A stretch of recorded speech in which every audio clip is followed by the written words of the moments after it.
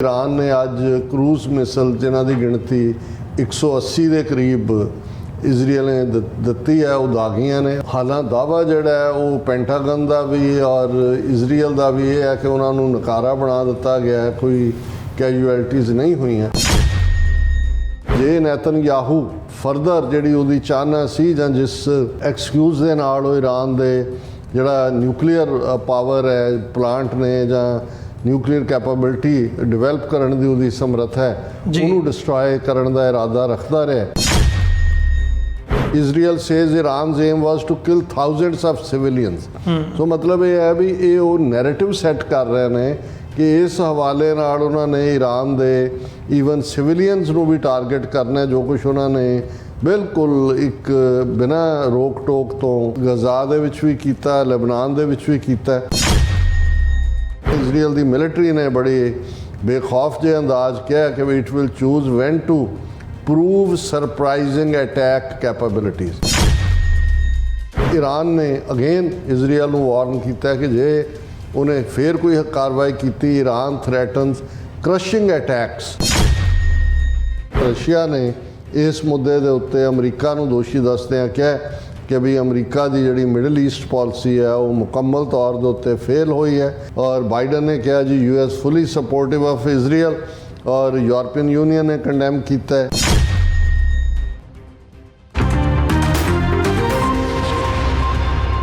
वाहिगुरू जी का खालसा वाहिगुरू जी की फतेह। TV 84 ਦੇ ਸਾਰੇ ਦਰਸ਼ਕ ਤੇ ਸਰੋਤੇ ਜਿਹੜੇ ਇਸ ਵਕਤ ਸਾਡੇ ਨਾਲ ਨਾਰਥ ਅਮਰੀਕਾ ਦੇ ਵਿੱਚੋਂ ਜੁੜੇ ਹੋਏ ਆ ਜਾਂ ਫਿਰ ਸੋਸ਼ਲ ਮੀਡੀਆ ਤੇ ਸਾਨੂੰ ਦੁਨੀਆ ਭਰ ਦੇ ਵਿੱਚ ਦੇਖ ਰਹੇ ਆ, ਮੈਂ ਅਮਰਵੀਰ ਸਿੰਘ ਅੱਜ ਸੱਚੋ ਸੱਚ ਪ੍ਰੋਗਰਾਮ ਦੇ ਵਿੱਚ ਆਪ ਸਭ ਦਾ ਤਹਿ ਦਿਲੋਂ ਸਵਾਗਤ ਕਰਦਾ।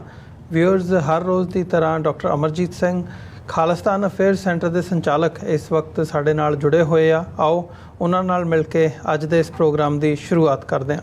डॉक्टर साहब स्वागत है जी तुहाडा। वाहिगुरू जी का खालसा वाहिगुरू जी की फतेह जी। हाँ जी अमरवीर सिंह जी, तुहानूं भी तो दुनिया भर च बैठे साडे बहुत ही प्यारे सोहणे सियाणे TV 84 के दर्शकों नूं भी वाहिगुरू जी का खालसा वाहिगुरू जी की फतेह जी।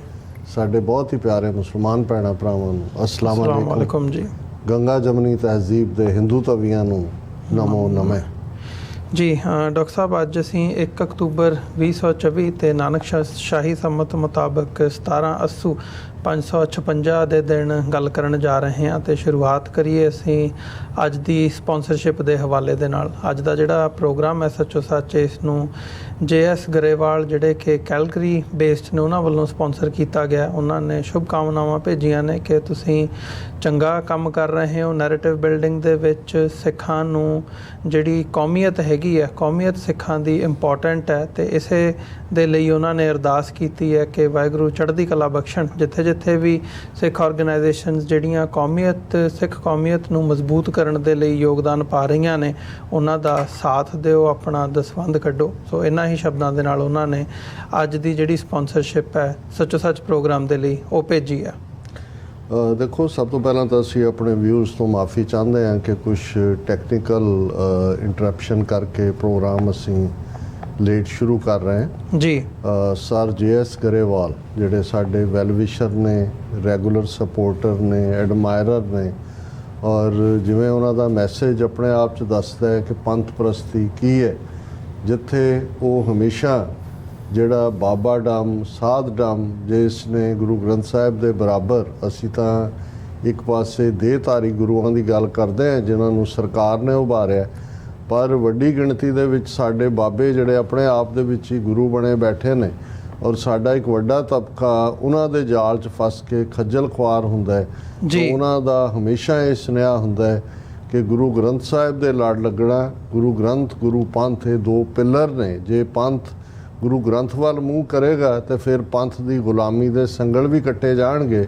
ਤੇ ਜੇ ਅਸੀਂ ਬ੍ਰਾਹਮਣਵਾਦੀ ਪ੍ਰੈਕਟਿਸਿਸ ਦੇ ਵਿੱਚ ਫਸ ਕੇ ਉਸ ਕਿਸਮ ਦਾ ਹੀ ਰਿਚੁਅਲਿਸਟਿਕ ਜਿਹੜਾ ਆਪਣਾ ਜੀਵਨ ਸਟਾਈਲ ਬਣਾਵਾਂਗੇ, ਜਿਸ ਪ੍ਰਥਾ ਹੈ ਗੁਰੂ ਕਲਗੀਧਰ ਪਾਤਸ਼ਾਹ ਨੇ ਵਾਰਨ ਕੀਤਾ ਸੀ ਖਾਲਸੇ ਨੂੰ ਕਿ ਜਬ ਲਗ ਖਾਲਸਾ ਰਹੇ ਨਿਆਰਾ ਤਬ ਲਗ ਤੇਜ ਦਿਓ ਮੈਂ ਸਾਰਾ ਜਾਬੇ ਗਹਿ ਵਿਪਰਨ ਕੀ ਰੀਤ ਮੈਂ ਨਾ ਕਰੋ ਇਨਕੀ ਪ੍ਰਤੀਤ। ਹੁਣ ਵਿਪਰ ਅੱਜ ਜੇ ਅਸੀਂ ਆਪਣੇ ਆਲੇ ਦੁਆਲੇ ਦੇਖੀਏ, ਆਪਣੀ ਰੋਜ਼ਾਨਾ ਜ਼ਿੰਦਗੀ 'ਚ ਦੇਖੀਏ, ਆਪਣੇ ਪਰਿਵਾਰਾਂ 'ਚ ਦੇਖੀਏ, ਸੋ ਕੱਲੀ ਸਾਡੀ ਲੜਾਈ ਇੱਕ ਬਾਹਰਲੇ ਉਸ ਦੁਸ਼ਮਣ ਨਾਲ ਨਹੀਂ ਹੈ ਜਿਹੜਾ ਦਿੱਲੀ ਦਾ ਤਖਤ ਹੈ, ਦਰਬਾਰ ਹੈ, ਜਿਹਨੇ ਪਿਛਲੇ 4 ਦਹਾਕਿਆਂ ਤੋਂ ਟੋਟਲ ਵਾਰ ਸਿੱਖਾਂ ਦੇ ਖਿਲਾਫ ਵਿੱਢੀ ਹੋਈ ਹੈ ਜੀ। ਔਰ ਜਿਹੜੀ ਅੱਜ ਟਰਾਂਸਨੈਸ਼ਨਲ ਕ੍ਰਾਈਮ ਦੇ ਰੂਪ ਦੇ ਵਿੱਚ ਵੀ ਸਾਡੇ ਸਾਹਮਣੇ ਆ ਚੁੱਕੀ ਹੈ। ਪਰ ਜਿਵੇਂ ਡਾਕਟਰ ਗੁਰਬਖਸ਼ ਸਿੰਘ ਗਿੱਲ ਨੇ 1997 'ਚ ਇੱਕ ਕਿਤਾਬ ਲਿਖੀ ਸੀ, ਸਿੱਖਿਜ਼ਮ ਅੰਡਰ ਬ੍ਰਹਿਮਨਿਕਲ ਸੀਜ, ਘੇਰਾਬੰਦੀ। ਸੋ ਜੀ। ਇੱਕ ਪਾਸੇ ਬਾਰੂਨੀ ਤੌਰ ਤੇ ਤਾਂ ਅਸੀਂ 47 'ਚ ਇੱਕ ਫਰੰਗੀ ਦੀ ਗੁਲਾਮੀ 'ਚੋਂ ਨਿਕਲ ਕੇ ਇਹਨਾਂ ਦੀ ਬ੍ਰਾਹਮਣਵਾਦੀਆਂ ਦੀ ਗੁਲਾਮੀ 'ਚ ਆਏ, ਪਰ ਜੇ ਅਸੀਂ ਦੇਖੀਏ ਕਿ ਦੂਸਰਾ ਜਿਸ ਅੰਦਾਜ਼ ਦੇ ਵਿੱਚ ਬ੍ਰਾਹਮਣਵਾਦੀ ਪ੍ਰੈਕਟਿਸਿਸ ਦੇ ਵਿੱਚ ਅਸੀਂ ਰੁੜ ਰਹੇ ਹਾਂ ਲਗਾਤਾਰਤਾ ਦੇ ਨਾਲ, ਇਹ ਵੀ ਉਨਾ ਹੀ ਖਤਰਾ ਹੈ ਜਿੰਨਾ ਕਿ ਉਸ ਦਾ ਬਾਹਰਲੇ ਤੌਰ ਦੇ ਉੱਤੇ ਸਾਨੂੰ ਨਿਸ਼ਾਨਾ ਬਣਾਉਣਾ ਹੈ। ਸੋ ਅਸੀਂ ਸਰ JS ਗਰੇਵਾਲ ਸਾਹਿਬ ਦਾ ਸ਼ੁਕਰੀਆ ਅਦਾ ਕਰਦੇ ਹਾਂ। ਇਸ ਕਿਸਮ ਦੇ ਵੀਰ ਭੈਣਾਂ ਨੇ ਜਿਨ੍ਹਾਂ ਦੀ ਹਮਾਇਤ ਦੀ ਬਦੌਲਤ ਅਸੀਂ ਪਿਛਲੇ 12 ਸਾਲਾਂ ਤੋਂ TV 84 ਜਿਹੜਾ ਕੌਮ ਦੀ ਆਵਾਜ਼ ਹੈ, ਪੰਥ ਦੀ ਆਵਾਜ਼ ਹੈ, ਕੌਮੀ ਆਜ਼ਾਦੀ, ਖਾਲਿਸਤਾਨ ਦਾ ਵਕੀਲ ਹੈ, ਜੇ ਅਸੀਂ ਇਸ ਮੈਸੇਜ ਨੂੰ ਜਾਰੀ ਰੱਖ ਸਕੇ ਤੇ ਇਸ ਕਿਸਮ ਦੇ ਵੀਰਾਂ ਦੀ ਬਦੌਲਤ ਅਸੀਂ ਗਰੇਵਾਲ ਸਾਹਿਬ ਦਾ ਬਹੁਤ-ਬਹੁਤ ਸ਼ੁਕਰੀਆ ਅਦਾ ਕਰਦੇ ਹਾਂ। ਜੀ ਡਾਕਟਰ ਸਾਹਿਬ, ਅਸੀਂ ਫਿਰ ਅੱਜ ਦੀ ਹੁਣ ਅੱਗੇ ਸ਼ੁਰੂਆਤ ਕਰੀਏ। ਜਦੋਂ ਅਸੀਂ ਖਬਰਾਂ ਦੇਖਦੇ ਹਾਂ ਬੀਤੇ 24 ਘੰਟੇ ਦੀਆਂ ਡਿਵੈਲਪਮੈਂਟਸ, ਵੱਡੀ ਇੱਕ ਅਹਿਮ ਜਿਹੜੀ ਘਟਨਾ ਹੈਗੀ ਹੈ ਉਹ ਵਾਪਰੀ ਹੈ। ਜਦੋਂ ਅਸੀਂ ਇੰਟਰਨੈਸ਼ਨਲ ਜੀਓਪੋਲਿਟਿਕਸ ਦੇ ਹਵਾਲੇ ਨਾਲ ਗੱਲ ਕਰਦੇ ਹਾਂ ਜਾਂ ਮਿਡਲ ਈਸਟ ਦੇ ਕ੍ਰਾਈਸਿਸ ਦਾ ਅਸੀਂ ਜ਼ਿਕਰ ਕਰ ਰਹੇ ਹਾਂ, ਪਿਛਲੇ ਕਈ ਹਫ਼ਤਿਆਂ ਤੋਂ ਜਿਹੜੀਆਂ ਕਾਰਵਾਈਆਂ ਇਜ਼ਰਾਈਲ ਵੱਲੋਂ ਕੀਤੀਆਂ ਜਾ ਰਹੀਆਂ ਸੀ, ਤੁਸੀਂ ਵੀ ਅਸੀਂ ਇਹੀ ਉਹ ਕਰ ਰਹੇ ਸੀ ਵੀ ਭਾਈ ਇਹ ਗੱਲ ਨਾ ਹੋਵੇ ਕਿ ਇਹ ਗੱਲ ਐਸਕੇਲੇਸ਼ਨ ਵੱਲ ਨੂੰ ਵਧੇ, ਤੇ ਅੱਜ ਉਹ ਸਟੈਪ ਚੁੱਕਿਆ ਗਿਆ ਹੈ ਜਿਹਦੇ ਨਾਲ ਗੱਲ ਐਸਕੇਲੇਸ਼ਨ ਵੱਲ ਨੂੰ ਵੱਧ ਚੁੱਕੀ ਹੈ। ਈਰਾਨ ਵੱਲੋਂ ਮਿਸਲ ਅਟੈਕ ਕੀਤਾ ਗਿਆ ਆ ਇਜ਼ਰਾਈਲ ਦੇ ਉੱਤੇ, ਉਸ ਤੋਂ ਬਾਅਦ ਐਕਸ਼ਨ ਰਿਐਕਸ਼ਨ ਇਜ਼ਰਾਈਲ ਨੇ ਆਪਣਾ ਦਾਅਵਾ ਉਹ ਕੀਤਾ ਹੈ ਈਰਾਨ ਦੇ ਖਿਲਾਫ। ਅਮਰੀਕਾ ਵੱਲੋਂ ਵੀ ਜਿਹੜੀਆਂ ਬਿਆਨਬਾਜ਼ੀਆਂ ਨੇ ਉਹ ਸ਼ੁਰੂ ਹੋ ਗਈਆਂ ਨੇ ਈਰਾਨ ਦੇ ਖਿਲਾਫ। ਸੋ ਇਹ ਜਿਹੜਾ ਸਾਰਾ ਕ੍ਰਾਈਸਿਸ ਮਿਡਲ ਈਸਟ ਦੇ ਵਿੱਚ ਚੱਲ ਰਿਹਾ ਸੀ, ਉਹਨੇ ਇੱਕ ਅੱਜ ਦੇ ਦਿਨ ਇੱਕ ਵੱਡੀ ਡਿਵੈਲਪਮੈਂਟ ਜਿਹੜੀ ਇਹ ਹੋਈ ਹੈ, ਮਤਲਬ ਇੱਕ ਵੱਖਰਾ ਇਹਨੇ ਟਰਨ ਲੈ ਲਿਆ ਆ। ਅਤੇ ਇਹ ਹੁਣ ਇਹੀ ਹੈ ਵੀ ਕਿੰਨਾ ਕੁ ਵਰਸਟ ਹੋਰ ਹੋਊਗਾ। ਕਈ ਥਾਵਾਂ 'ਤੇ ਜਦੋਂ ਅਸੀਂ ਸੋਸ਼ਲ ਮੀਡੀਆ ਮੋਨੀਟਰ ਕਰ ਰਹੇ ਹਾਂ ਜਾਂ ਦੇਖ ਰਹੇ ਹਾਂ ਖਬਰਾਂ ਦੇ ਵਿੱਚ, ਇਹਨੂੰ ਈਵਨ World War III ਦਾ ਆਗਾਜ਼ ਤੱਕ ਕਿਹਾ ਜਾ ਰਿਹਾ ਹੈ। ਸੋ ਇਸ ਲੈਵਲ ਦੀ ਜਿਹੜੀ ਡਿਸਟਰਕਸ਼ਨ ਹੈ ਉਹ ਪ੍ਰਿਡਿਕਟ ਕੀਤੀ ਜਾ ਰਹੀ ਹੈ ਵੀ ਹੁਣੇ ਗੱਲ ਜਿਹੜੀ ਹੈ ਇਹ ਬਹੁਤ ਅੱਗੇ ਤੱਕ ਵੱਧ ਸਕਦੀ ਹੈ। ਤੁਸੀਂ ਕਿਵੇਂ ਦੇਖ ਰਹੇ ਹੋ? ਦੇਖੋ, ਸਭ ਤੋਂ ਪਹਿਲਾਂ ਤਾਂ ਇਹਦੇ 'ਚ ਕੋਈ ਸ਼ੱਕ ਨਹੀਂ ਹੈ ਕਿ ਇਸ ਧਰਤੀ ਦੇ ਉੱਤੇ ਅੱਜ 8 ਬਿਲੀਅਨ ਤੋਂ ਜ਼ਿਆਦਾ ਵਸਿੰਦੇ ਨੇ। 193 ਤੋਂ ਦੇ ਕਰੀਬ ਮੁਲਕ UN ਦੇ ਮੈਂਬਰ ਨੇ। ਵੈਸੇ ਮੁਲਕਾਂ ਦੀ ਗਿਣਤੀ 200 ਤੋਂ ਜ਼ਿਆਦਾ ਹੈ ਜੀ, ਔਰ ਇੰਨਾ ਕੁ ਨਿਊਕਲੀਅਰ ਹਥਿਆਰਾਂ ਦਾ ਜ਼ਖੀਰਾ ਹੈ ਜਿਹਦੇ 'ਚ ਕਿ 5 ਵੀਟੋ ਵੀਲਡਿੰਗ ਮੁਲਕਾਂ ਦੇ ਕੋਲ, ਜਿਨ੍ਹਾਂ ਦੇ ਵਿੱਚ America, Russia, China, France, UK। ਫਿਰ ਅਸੀਂ ਦੇਖਦੇ ਹਾਂ ਕਿ north Korea, Israel, India, Pakistan, 4 ਜਿਹੜੇ ਅਨਆਫੀਸ਼ੀਅਲ ਨੇ, ਕਿਉਂਕਿ ਨਿਊਕਲੀਅਰ ਕਲੱਬ ਦਾ ਮੈਂਬਰ ਨਹੀਂ ਨੇ। ਇਜ਼ਰਾਈਲ ਨੇ ਕਦੇ ਐਡਮਿਟ ਨਹੀਂ ਕੀਤਾ, ਸੋ ਇਵੇਂ ਹੀ ਨਾਰਥ ਕੋਰੀਆ। ਔਰ ਇਹਨਾਂ ਦੇ ਕੋਲ ਜੇ ਅਸੀਂ ਨਿਊਕਲੀਅਰ ਬੰਬ ਉਸ ਜ਼ਮਾਨੇ ਦੇ ਹੀ ਨਹੀਂ ਜਿਹੜੇ ਹੀਰੋਸ਼ੀਮਾ ਨਾਗਾਸਾਕੀ ਨਾਲ ਕਰੂਡ ਬੰਬ ਸੀ, ਅੱਜ ਜੀ ਮਿਸਲ ਡਿਲੀਵਰੀ ਸਿਸਟਮ ਦੇ ਨਾਲ, ਜਿਨ੍ਹਾਂ ਦੇ ਉੱਤੇ ਨਿਊਕਲੀਅਰ ਵਾਰਹੈਡਸ ਦੇ ਨਾਲ। ਔਰ ਜੇ ਮਿਸਲਸ ਦਾ ਅਸੀਂ ਦੇਖੀਏ ਤਾਂ ਜਿਹੜੀਆਂ ਇੰਟਰਕੰਟੀਨੈਂਟਲ ਮਿਸਲਸ ਡਿਵੈਲਪ ਕੀਤੀਆਂ, ਇਸ ਦਾ ਮਤਲਬ ਇਹ ਹੈ ਕਿ ਦੁਨੀਆ ਦਾ ਕੋਈ ਖੂੰਜਾ ਵੀ ਕਿਸੇ ਵੀ ਕੰਟੀਨੈਂਟ ਦਾ ਜਿੱਥੇ 8 ਬਿਲੀਅਨ ਲੋਕ ਰਹਿੰਦੇ ਨੇ ਉਹ ਸੁਰੱਖਿਅਤ ਨਹੀਂ ਹੈ। ਮੈਂ ਇਸ ਖਤਰਨਾਕ ਇੰਕਸ਼ਾਫ ਦੇ ਨਾਲ ਪ੍ਰੋਗਰਾਮ ਇਸ ਲਈ ਸ਼ੁਰੂ ਕਰ ਰਹੇ ਹਾਂ ਕਿ ਕਦੋਂ ਬਹੁਤ ਵਾਰ ਬੇਸ਼ੱਕ ਜਿਹੜੇ ਵਾਰ ਗੇਮਸ ਖੇਡ ਰਹੇ ਹੁੰਦੇ ਨੇ, ਆਰਟੀਫਿਸ਼ੀਅਲ ਵਾਰ ਗੇਮਸ ਜਾਂ ਕੰਪਿਊਟਰ ਸਿਮਰਿੰਗ ਗੇਮਸ ਹੁੰਦੀਆਂ ਨੇ, ਉਹ ਇੱਕ ਜ਼ਾਬਤੇ ਨਾਲ ਦੇਖ ਰਹੇ ਹੁੰਦੇ ਨੇ ਕਿ ਜੀ ਉਹ ਉਹਦੇ ਨਾਲ ਜੇ ਰਲ ਜਾਏ, ਈਰਾਨ ਦੀ ਹਮਾਇਤ ਨਹੀਂ ਹੈ ਕੋਈ, ਸਾਊਦੀ ਅਰੇਬੀਆ, UAE ਤੇ ਸੁੰਨੀ ਵੀ ਬੜੇ ਖੁਸ਼ ਨੇ, ਉਹ ਜੁਆਇਨ ਨਹੀਂ ਕਰਨਗੇ। ਇਜ਼ਰਾਈਲ ਨੂੰ ਇੰਨੀ ਅਸੀਂ ਆਇਰਨ ਡੋਮ ਦਿੱਤੀ ਹੋਈ ਹੈ, ਉਹ ਸਾਰੇ ਨੂੰ ਕਵਰ ਕਰੇਗਾ। ਅਮਰੀਕਾ ਦੇ ਸਮੁੰਦਰੀ ਜਹਾਜ਼ ਵੀ ਔਰ 에ਅਰ ਪਾਵਰ ਵੀ, ਔਰ ਅਸੀਂ ਘੇਰਿਆ ਹੋਇਆ, ਔਰ ਇਹ ਬਹਾਨਾ ਹੈ ਜਿਹਦੇ ਨਾਲ ਈਰਾਨ ਦੀਆਂ ਜਿਹੜੀਆਂ ਨਿਊਕਲੀਅਰ ਫੈਸਿਲਿਟੀਜ਼ ਜਾਂ ਦੂਸਰੀਆਂ ਨੇ ਉਹਨਾਂ ਨੂੰ ਤਬਾਹ ਕੀਤਾ ਜਾਏਗਾ। ਇਸ ਸਾਰੇ ਪਿਛੋਕੜ 'ਚ ਪਰ ਇਹ ਨੇ ਜਦੋਂ ਕੋਈ ਚੀਜ਼, ਜਦੋਂ ਤੁਸੀਂ ਕਹਿੰਦੇ ਹੋ ਕਿ ਕੋਈ ਚੀਜ਼ ਜਿਵੇਂ ਕਿਆਸੀ ਗਈ ਹੈ ਜਾਂ ਵਿਉਂਤੀ ਗਈ ਹੈ, ਉਵੇਂ ਚੱਲਦੀ ਹੈ। ਪਰ ਜੰਗ ਦੇ ਵਿੱਚ ਹਮੇਸ਼ਾ ਸਰਪ੍ਰਾਈਜ਼ ਐਲੀਮੈਂਟ ਵੀ ਹੁੰਦਾ ਹੈ, ਕੁਛ ਗਲਤ ਹੋ ਜਾਂਦਾ ਹੈ ਔਰ ਕੁਛ ਗਲਤ ਕਈ ਵਾਰ ਸਿਗਨਲ ਚਲਾ ਜਾਂਦਾ ਹੈ ਤੇ ਦੂਸਰੇ ਦਾ ਰਿਐਕਸ਼ਨ ਕਿਸੇ ਹੋਰ ਤਰ੍ਹਾਂ ਦਾ ਹੁੰਦਾ ਹੈ। ਸੋ ਇਸ ਵੇਲੇ ਇਹਦੇ 'ਚ ਕੋਈ ਸ਼ੱਕ ਨਹੀਂ ਹੈ ਕਿ ਇਹ ਜਿਹੜੀ ਡਿਵੈਲਪਮੈਂਟ ਪਿਛਲੇ 12-14 ਘੰਟੇ ਦੇ ਵਿੱਚ ਹੋਈ ਹੈ, ਇਸ ਨੇ ਹਰ ਇੱਕ ਜਿਹੜਾ ਵੀ ਥੋੜ੍ਹੀ ਬਹੁਤ ਸੈਂਸਿਟੀਵਿਟੀ ਰੱਖਦਾ ਹੈ ਉਸ ਦੇ ਕੰਨ ਖੜੇ ਕਰ ਦਿੱਤੇ ਨੇ, ਖਤਰੇ ਦੀ ਘੰਟੀ ਵੀ ਵਜਾ ਦਿੱਤੀ ਹੈ। ਹਾਲਾਂਕਿ ਜੋ ਕੁਝ ਸਾਡੇ ਸਾਹਮਣੇ ਹੈ ਜਦੋਂ ਕਿ ਅਸੀਂ ਇਸ ਨੂੰ ਡਿਸਕਸ ਕਰ ਰਹੇ ਹਾਂ, ਪਰ ਇੱਕ ਗੱਲ ਮੈਂ ਇਹ ਵੀ ਦੱਸ ਦਿਆਂ ਕਿ ਇਹ ਨਹੀਂ ਹੈ ਵੀ ਅਨਐਕਸਪੈਕਟਡਲੀ ਹੋਇਆ ਜੀ, ਤੇ ਇਹ ਵੀ ਨਹੀਂ ਹੈ ਕਿ ਪਹਿਲੀ ਵਾਰ ਇਤਿਹਾਸ 'ਚ ਹੋਇਆ ਵੀ ਈਰਾਨ ਨੇ ਅੱਜ ਕਰੂਜ਼ ਮਿਸਲ ਜਿਨ੍ਹਾਂ ਦੀ ਗਿਣਤੀ 180 ਦੇ ਕਰੀਬ ਇਜ਼ਰਾਈਲ ਨੇ ਦਿੱਤੀ ਹੈ, ਉਹ ਦਾਗੀਆਂ ਨੇ। ਔਰ ਇਹ ਵੀ ਰਿਪੋਰਟਿੰਗ ਹੈ ਕਿ ਤੈਲ ਅਵੀਵ ਹੋਏ, ਜੈਰੂਸਲਮ ਹੋਏ, ਉਹ ਸ਼ਹਿਰ ਦੇ ਵਿੱਚ ਆਈਆਂ। ਹਾਲਾਂ ਦਾਅਵਾ ਜਿਹੜਾ ਹੈ ਉਹ ਪੈਂਟਾਗਨ ਦਾ ਵੀ ਔਰ ਇਜ਼ਰਾਈਲ ਦਾ ਵੀ ਇਹ ਹੈ ਕਿ ਉਹਨਾਂ ਨੂੰ ਨਕਾਰਾ ਬਣਾ ਦਿੱਤਾ ਗਿਆ ਹੈ, ਕੋਈ ਕੈਜੂਅਲਟੀਜ਼ ਨਹੀਂ ਹੋਈਆਂ। ਪਰ ਇਹ ਮਿਸਲ ਅਟੈਕ ਇਸ ਵਰੇ ਦੇ ਵਿੱਚ ਸੈਕੰਡ ਟਾਈਮ ਹੈ ਈਰਾਨ ਦੇ ਵੱਲੋਂ। ਪਹਿਲਾਂ ਇਸ ਗੱਲ ਦਾ ਧਿਆਨ ਰਹੇ ਕਿ ਅਪ੍ਰੈਲ ਮਹੀਨੇ 'ਚ ਜਦੋਂ ਇਜ਼ਰਾਈਲ ਨੇ ਸੀਰੀਆ ਦੀ ਕੈਪੀਟਲ ਡੈਮਸਕਸ 'ਚ ਇਰਾਨੀਅਨ ਕੌਂਸੂਲੇਟ ਦੇ ਉੱਤੇ ਜਿਹੜਾ ਹੈ ਉਹ ਹਮਲਾ ਕਰਕੇ ਉਹਦਾ ਨੁਕਸਾਨ ਕੀਤਾ ਸੀ, ਡੈਥਸ ਵੀ ਹੋਈਆਂ ਸੀ।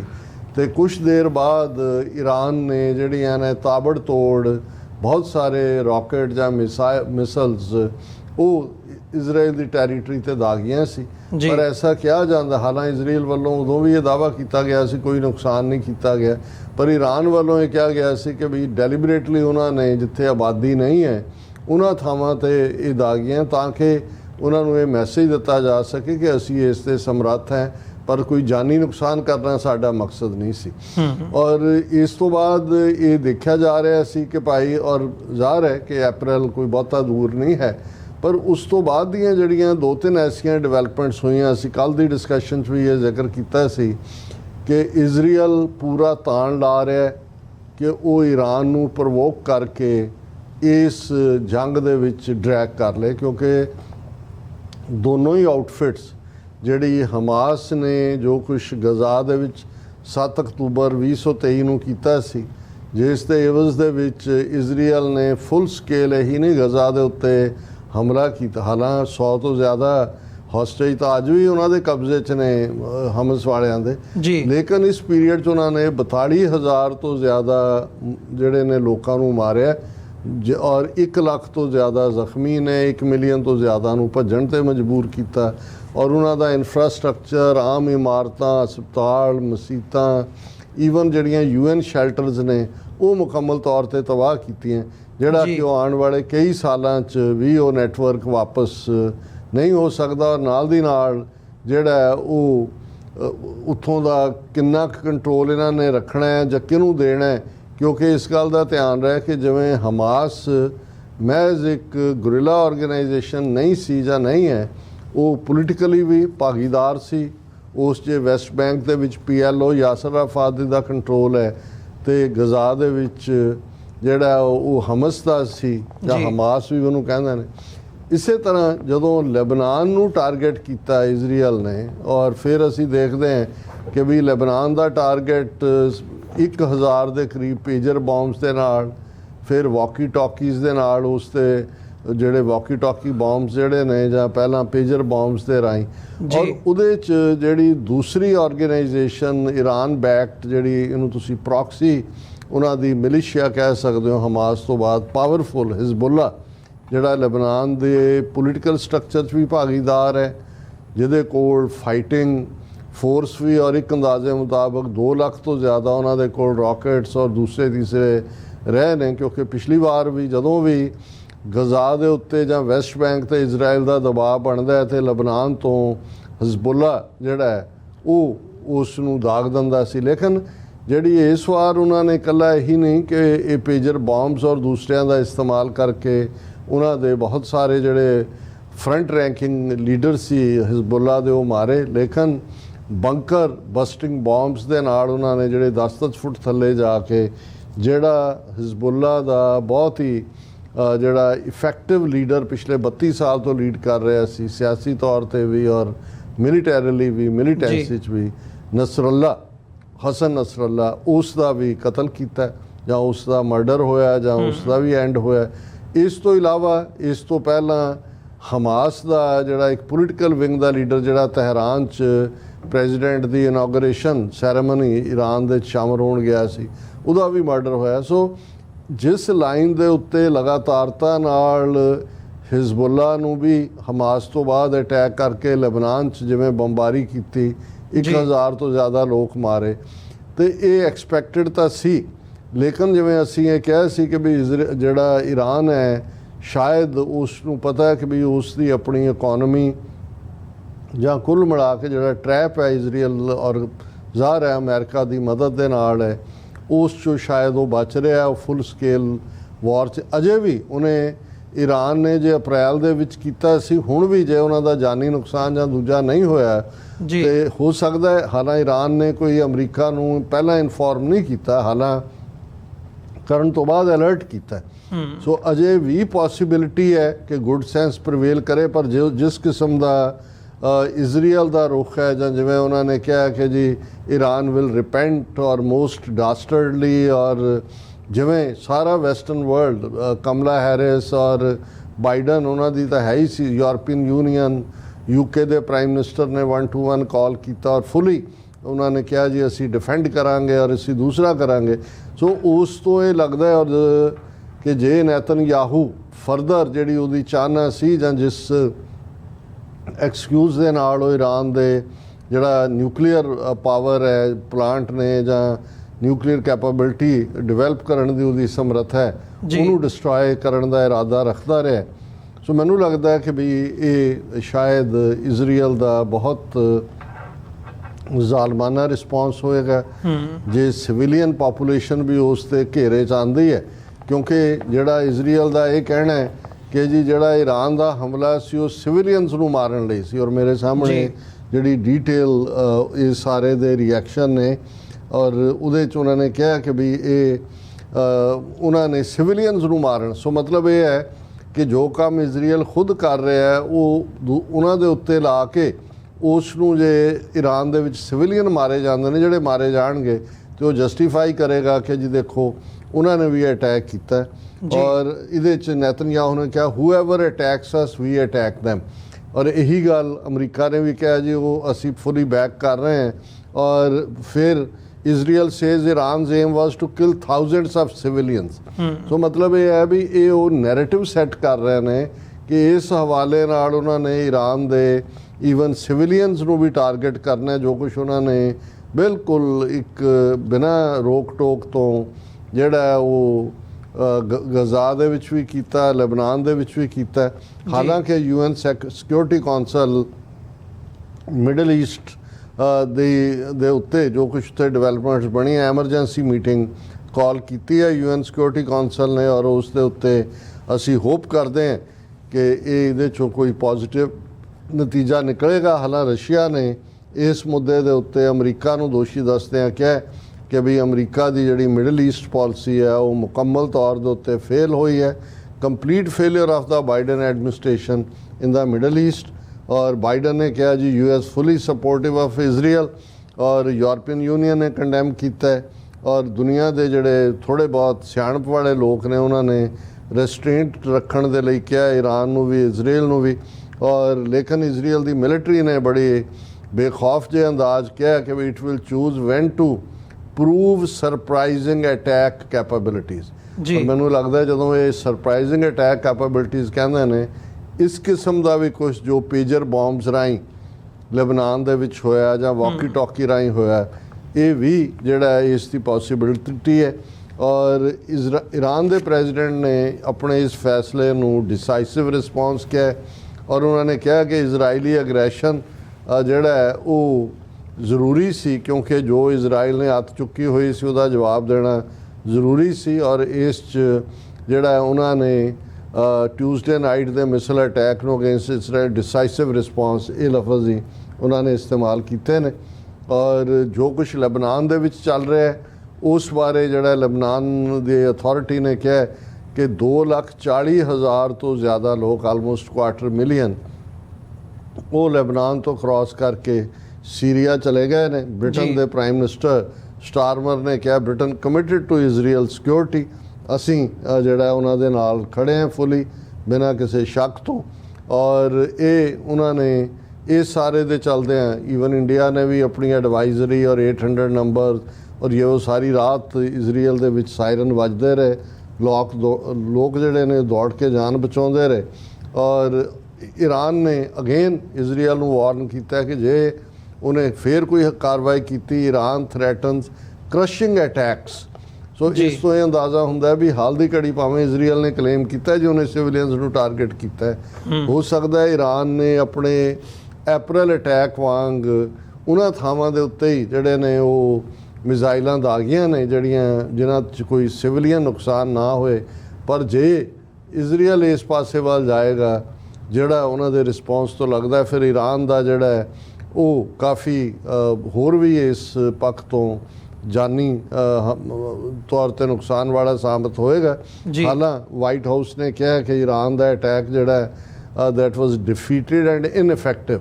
ਉਹਨਾਂ ਨੇ ਕਿਹਾ ਜੀ ਸਾਡੀ ਡੋਮ ਜਿਹੜੀ ਪ੍ਰੋਟੈਕਸ਼ਨ ਹੈ ਉਹ ਜਿਹੜਾ ਉਸਨੇ ਸਾਰੇ ਨੂੰ ਕਰ ਲਿਆ। ਲੇਕਿਨ ਜੋ ਇਜ਼ਰਾਈਲੀ ਮੀਡੀਆ 'ਚ ਖਬਰਾਂ ਲੱਗ ਰਹੀਆਂ ਨੇ ਉਹਨਾਂ ਨੇ ਇਹ ਕਿਹਾ ਕਿ Israeli military will conduct powerful strikes tonight throughout the middle East.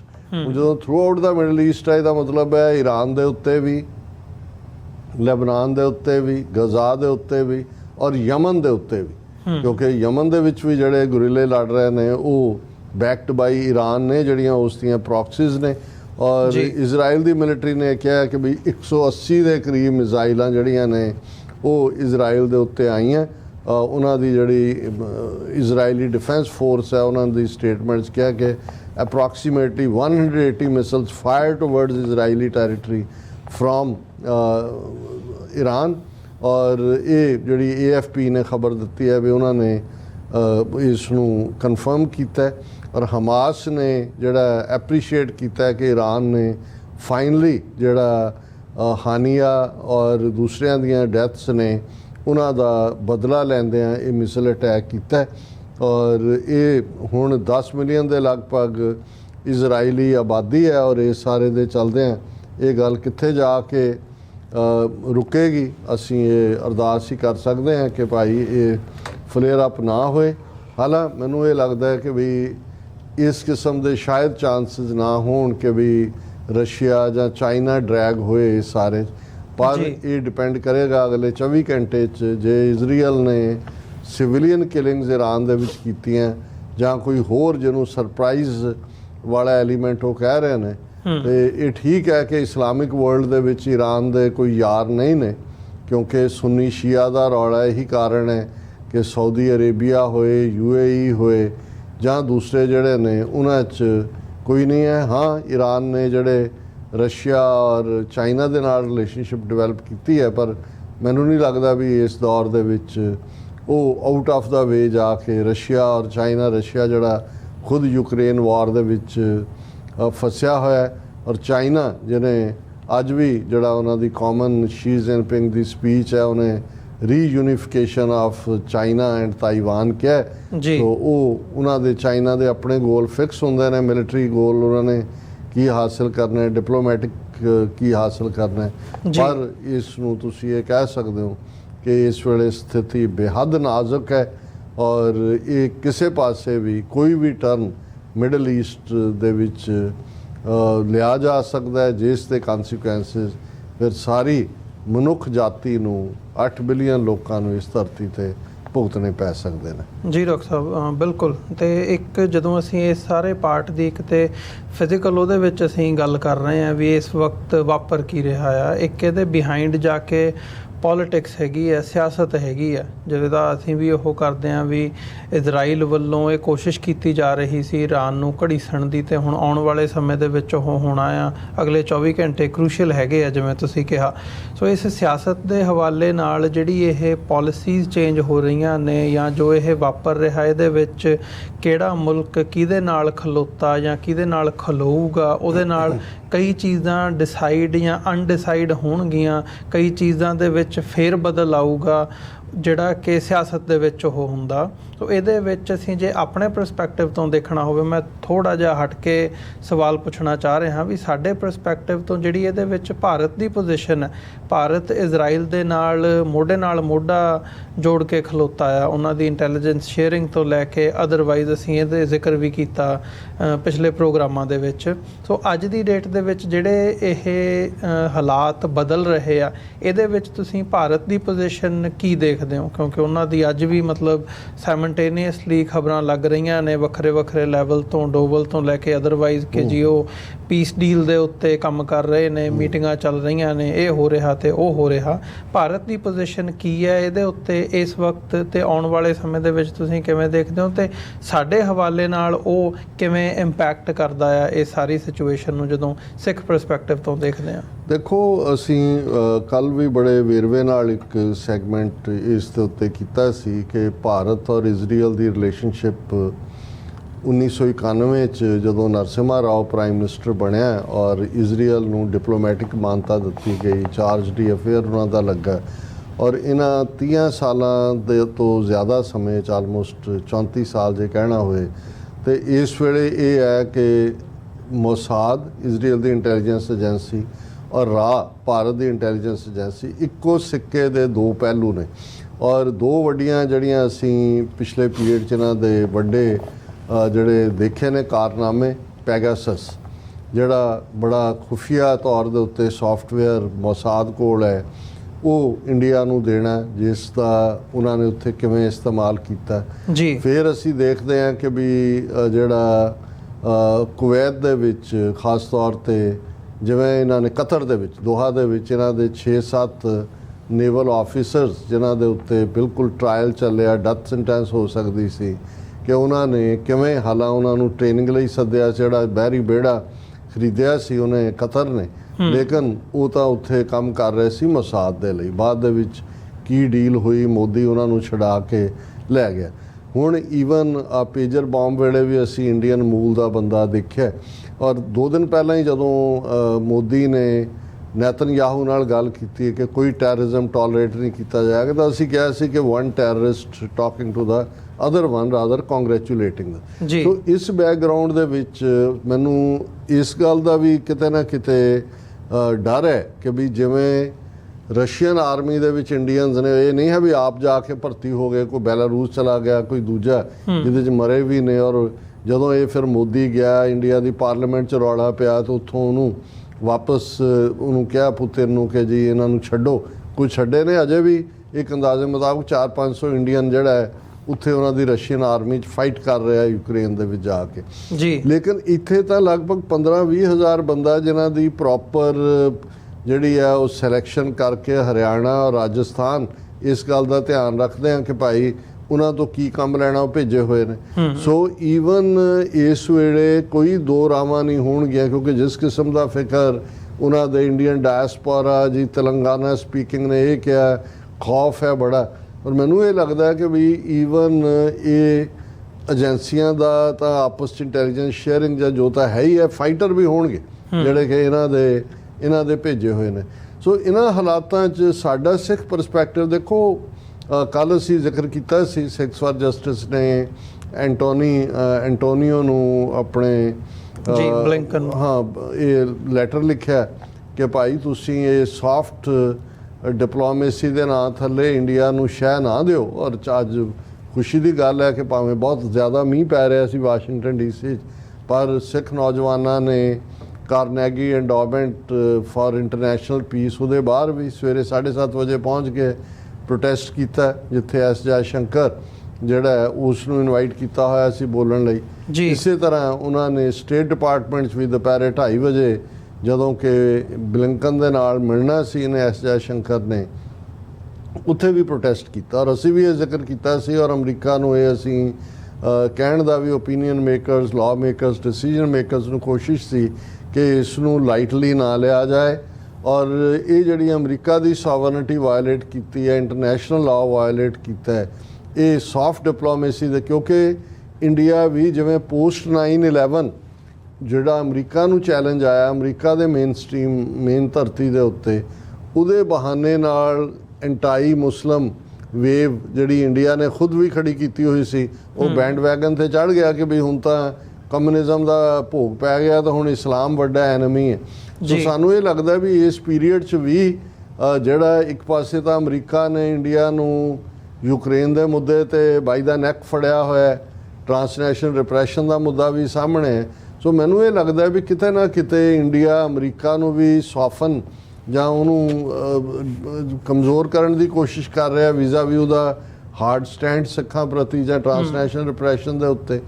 ਸੋ ਸਾਡੇ ਲਈ ਦੇਖੋ, ਇੱਕ ਸਿੱਖ ਹੋਣ ਦੇ ਨਾਤੇ ਮੈਂ ਸਮਝਦਾ ਬੇਸ਼ੱਕ ਸਾਡੇ ਇੰਟਰਸਟ ਪੋਲੀਟੀਕਲੀ ਅਮਰੀਕਾ ਦੇ ਨਾਲ ਜੁੜੇ ਹੋਏ ਨੇ, ਅਮਰੀਕਾ ਤੋਂ ਅਸੀਂ ਤਵੱਕੋ ਵੀ ਕਰਦੇ ਹਾਂ, ਓਨਲੀ ਸੁਪਰ ਪਾਵਰ ਹੈ, ਖਾਲਿਸਤਾਨ ਦੀ ਕ੍ਰੀਏਸ਼ਨ 'ਚ ਜਿਹੜਾ ਬਿਨਾਂ ਕਿਸੇ ਪਾਵਰਫੁਲ ਐਂਟੀਟੀ ਦੀ ਐਂਟਰੀ ਦੇ ਉਸ ਦੀ ਪੋਸੀਬਿਲਿਟੀ ਘਟ ਜਾਂਦੀ ਹੈ। ਲੇਕਿਨ ਸਿੱਖ ਹੋਣ ਦੇ ਨਾਤੇ ਅਸੀਂ ਇਹ ਕਿਵੇਂ ਚੁੱਪ ਰਹਿ ਸਕਦੇ ਹਾਂ ਜੋ ਸਾਡੇ ਗੁਰੂ ਨਾਨਕ ਸਾਹਿਬ ਨੇ ਉਹਨਾਂ ਦਾ, ਹਾਲਾਂ ਜੋ ਲੋਕਲ ਪਠਾਨ ਹਾਕਮ ਸੀ ਜਦੋਂ ਗੁਰੂ ਨਾਨਕ ਸਾਹਿਬ ਇਮਨਾਬਾਦ ਸ਼ਹਿਰ 'ਚ ਖੜੇ ਨੇ, ਹਮਲਾਵਰ ਤੁਰਕ ਸੀ ਬਾਬਰ, ਦੋਨੋਂ ਇਸਲਾਮ 'ਚ ਯਕੀਨ ਰੱਖਣ ਵਾਲੇ ਸੀ, ਮੁਸਲਮਾਨ ਸਨ, ਪਰ ਗੁਰੂ ਨਾਨਕ ਸਾਹਿਬ ਦੀਆਂ ਨਜ਼ਰਾਂ 'ਚ ਔਰ ਮਰਨ ਵਾਲਿਆਂ 'ਚ ਵੀ ਜ਼ਾਹਰ ਹੈ ਸਭ ਤੋਂ ਜ਼ਿਆਦਾ ਜਿਹੜਾ ਜਿਨ੍ਹਾਂ ਨੂੰ ਹਿਊਮਿਲੇਟ ਕੀਤਾ ਜਾ ਰਿਹਾ ਸੀ, ਮਾਰਿਆ ਜਾ, ਕਾਮਨ ਬੰਦੇ ਤਾਂ ਹੈ ਹੀ ਸੀ, ਲੇਕਿਨ ਉਹਨਾਂ ਦਾ ਰਾਜ ਘਰਾਨਾ ਪਠਾਣਾ ਦਾ, ਜਿਸ ਨੂੰ ਗੁਰੂ ਸਾਹਿਬ ਨੇ ਉਹਨਾਂ ਦੇ ਦਰਦ ਨੂੰ ਕਿ ਭਾਈ ਕਿਵੇਂ ਜਿਹੜੇ ਨੇ ਉਹ ਪੀੜ 'ਚ ਲੋਕ ਨੇ, ਔਰ ਗੁਰੂ ਸਾਹਿਬ ਦਾ ਇਹ ਫਰਮਾਨ ਕਿ ਭਾਈ ਦੇਖੋ ਇਤੀ ਮਾਰ ਪਈ ਕੁਰਲਾਣੇ ਤੈਂ ਕੀ ਦਰਦ ਨਾ ਹੈ।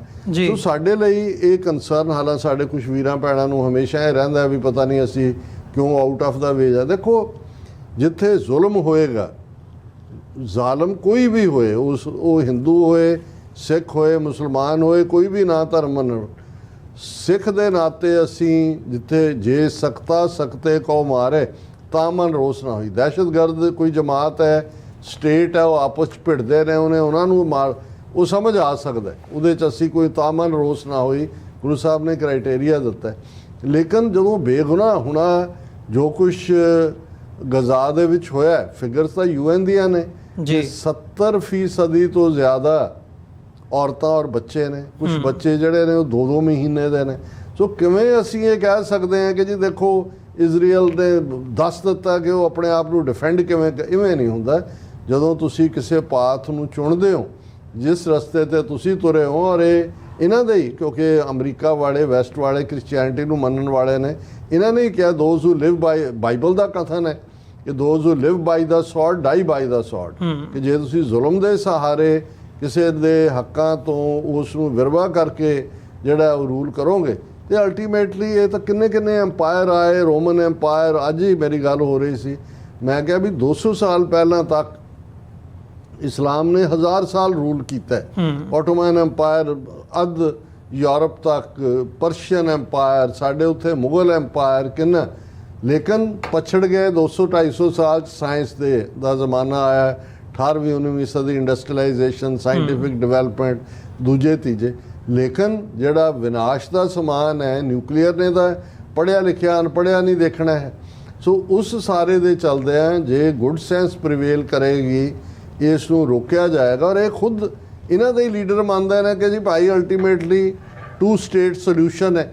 ਜੇ 2 ਸਟੇਟ ਸੋਲਿਊਸ਼ਨ ਹੈ, ਕਿਹਨੇ ਬਣਾਉਣਾ? ਤੁਸੀਂ ਉਹਨਾਂ ਦੀ ਇੱਕ ਜਨਰੇਸ਼ਨ ਨਹੀਂ, 3 ਜਨਰੇਸ਼ਨਾਂ ਤੁਸੀਂ ਜਿਹੜੀਆਂ ਨੇ ਉਡਾ ਦਿੱਤੀਆਂ ਨੇ। ਹੁਣ ਵੀ ਜੇ 70-75% ਦੀ ਕੈਜੂਅਲਟੀਜ਼, ਸਾਡੇ ਨਾਜ਼ੀਆਂ ਨੇ ਕੀ ਕੀਤਾ ਬਾਅਦ 'ਚ ਪਤਾ ਲੱਗਾ, ਜਦੋਂ ਗੈਸ ਚੈਂਬਰ, ਕੰਸਨਟ੍ਰੇਸ਼ਨ ਕੈਂਪ ਨਿਕਲੇ ਕਿ ਯਹੂਦੀਆਂ ਤੇ ਕਿੰਨੇ ਜ਼ੁਲਮ ਹੋਏ। ਲੇਕਿਨ ਅੱਜ ਤਾਂ ਅੱਖਾਂ ਦੇ ਸਾਹਮਣੇ ਸਭ ਕੁਝ ਹੋ ਰਿਹਾ। ਸੋ ਮੈਂ ਸਮਝਦਾ ਵੀ ਇੱਕ ਸਾਡਾ ਹਿਊਮੈਨੀਟੇਰੀਅਨ ਆਸਪੈਕਟ ਹੈ ਜਿਹੜਾ ਕਦੇ ਵੀ ਡਾਈ ਡਾਊਨ ਨਹੀਂ ਹੋਣ ਦੇਣਾ ਚਾਹੀਦਾ। ਹਮੇਸ਼ਾ ਉਹਦੇ ਥੱਲੇ ਜੇ ਈਵਨ ਸਾਡੇ ਪੋਲੀਟੀਕਲ ਇੰਟਰਸਟ ਵੀ ਹੋਣ, ਸਟਿਲ ਸਾਨੂੰ ਜਿਹੜਾ ਇਨਸਾਨੀਅਤ ਪਹਿਲਾ ਧਰਮ ਹੈ।